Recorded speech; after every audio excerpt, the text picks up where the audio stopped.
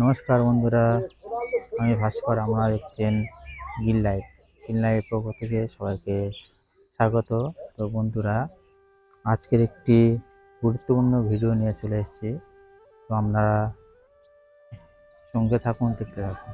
তো বন্ধুরা, এখন মূলত বর্ষাকাল চলছে, কয়েকদিন বা প্রায় একটানা বৃষ্টি হচ্ছে।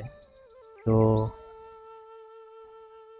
প্রত্যেকের বাগানে অনুযায়ী আমার বাগানেও প্রায় ফাঙ্গাস লেগেছে। ফাঙ্গাস লেগে পচন সৃষ্টি হয়েছে গাছে। তো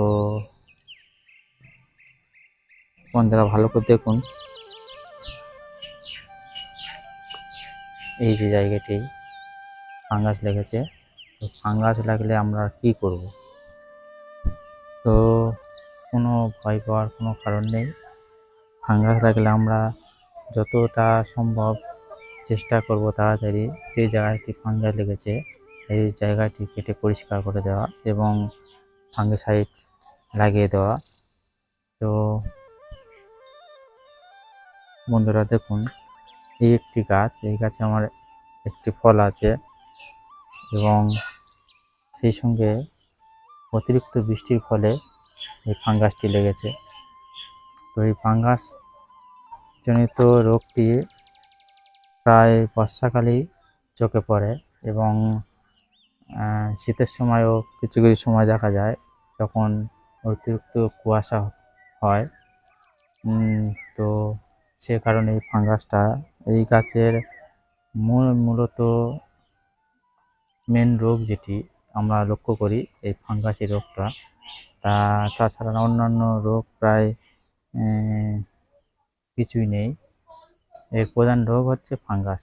তা আমরা কিভাবে রিকভারি করব ফাঙ্গাস লাগলে গাছকে? এবং এই যে ডালটি দেখুন বন্ধুরা, উপর থেকে পুরো এই উপর থেকে কাণ্ডটা এসছে এবং এই জায়গাটি ফাঙ্গাস হয়েছে। এইটা আমরা যদি না তাড়াতাড়ি পরিষ্কার করি তো আস্তে আস্তে এইটা পুরো ডালটি নষ্ট করে দেবে ফাঙ্গাস লেগে। যেহেতু এখানে ফল আছে, তো আপনাদের এরকম হতে পারে বাগানে, তো তার জন্যে আপনারা ভয় পাবেন না। তো দেখুন বন্ধু, একটি পরিষ্কার এবং ধারালো ছুরি লাগবে এবং আমি ফাঙ্গিসাইড গুলে নিয়ে এসেছি। এটি হচ্ছে সাপ ফাঙ্গিসাইড। তো আরেকটা কথা বলি বন্ধুরা, আপনারা এই কাজটি করার আগে যে ছুরিটা নেবেন সেটি একটু পরিষ্কার করে নেবেন যাতে ছুরির গায়ে কোনো জীবাণু না থাকে। তার জন্য আপনারা স্যানিটাইজ বা হাইড্রোজেন পারঅক্সাইড ইউজ করতে পারেন। দেখুন বন্ধুরা, যেখানে ফাঙ্গাই লেগেছে এই জায়গাটি একটু দূর থেকে আমি কেটে পরিষ্কার করে দেবো।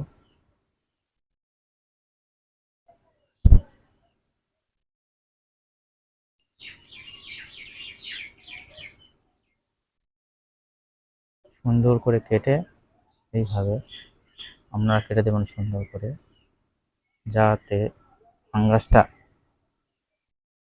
যে পচন জায়গাটা সেটা ভালো করে পরিষ্কার করতে হবে।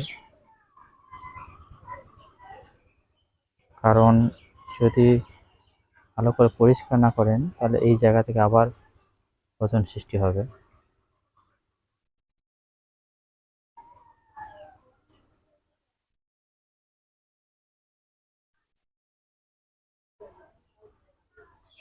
একটু সাবধানে কাজটি করতে হবে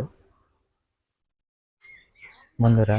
আমার দেখুন পুরোটা একদম কেটে তুলে দিয়েছি পরিষ্কার করে। তো এবার আমি সাপ ফাঙ্গিসাইড লাগিয়ে দেবো। সাপ ফাঙ্গিসাইড আপনারা একটু তুলো নেবেন, পরিষ্কার তুলো, হাতেও লাগাতে পারেন।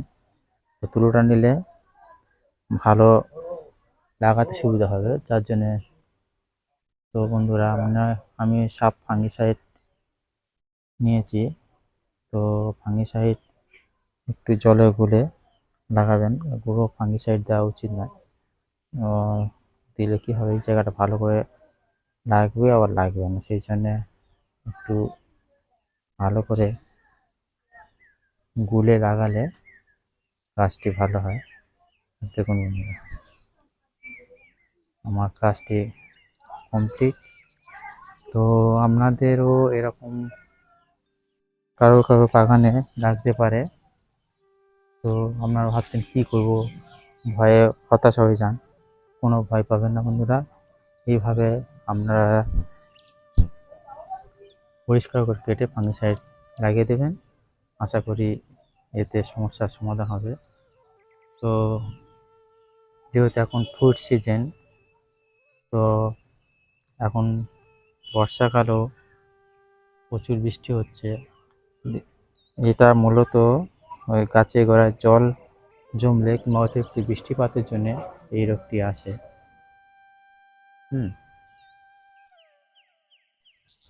তো বন্ধুরা,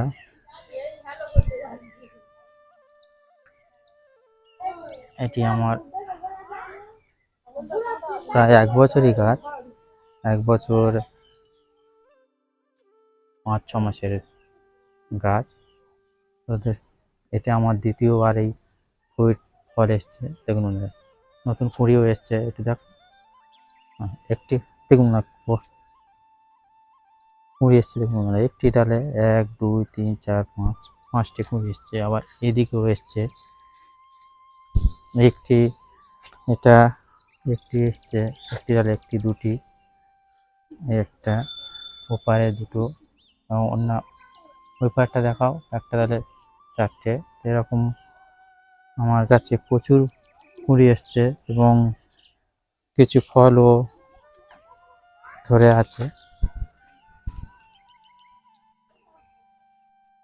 এবং কিছু ফল পেকেছিল, আমি হারভেস্টিং করে নিয়েছি, এবং দু একটি ফলও প্রায় শেষ দিয়ে পাকছেই।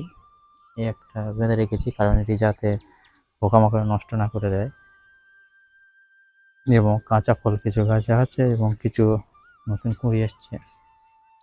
তো আপনাদের যাদের বাগানে